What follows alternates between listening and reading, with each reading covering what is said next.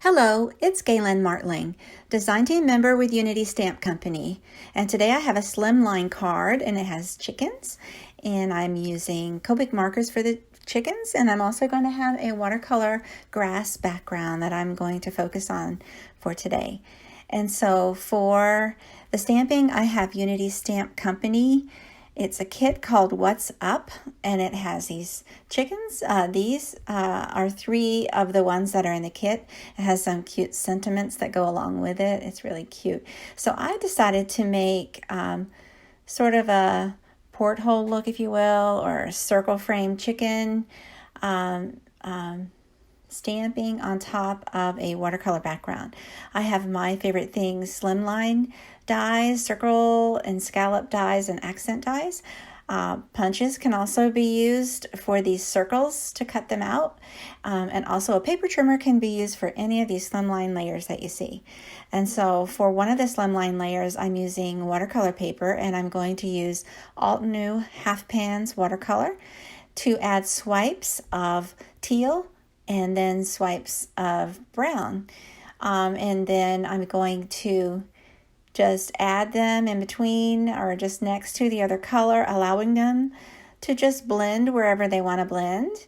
And then I add some darker shades, just more concentrated colors here and there. As it dries, it will look lighter. And so this doesn't have to be perfect. This is like a messy mixed media background look.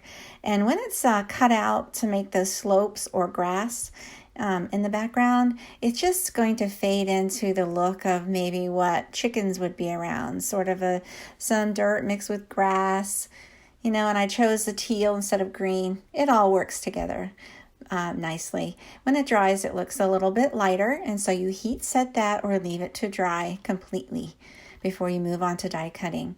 And so I left that sit some more after heat setting, and then I began adding some colors, usually from light to dark and then back to light again, or go over it again with more dark colors. So that's what I'm doing. Lots and lots of layers for each of these chickens. I'm focusing on one of the chickens, but I did all three of these chickens similar in coloring. So I go back at the end there and add more of the brown and many different layers of that brown, like a medium brown. You can go in with a little bit of a darker brown and then mix it with the medium and just blend it together.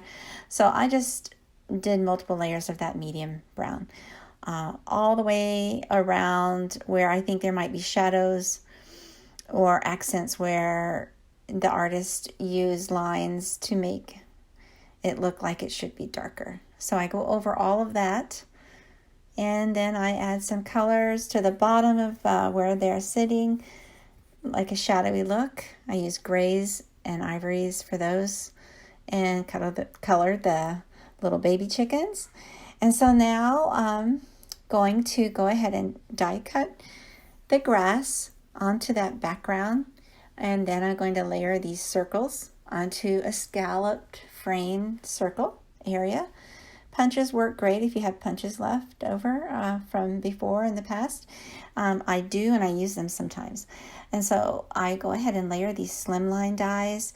The card base is cut at 8.5 inches by 7.25 inches and scored at 3.5 inches for these particular dies. But you'll find that the card base needs to correspond differently for different brands of slimline dies. So for this one, it works just fine with that size. Then the strips there, they fit right on top of the front there. I overlap them so it looks like texture, and I have the top open a little bit so you can tuck things inside there.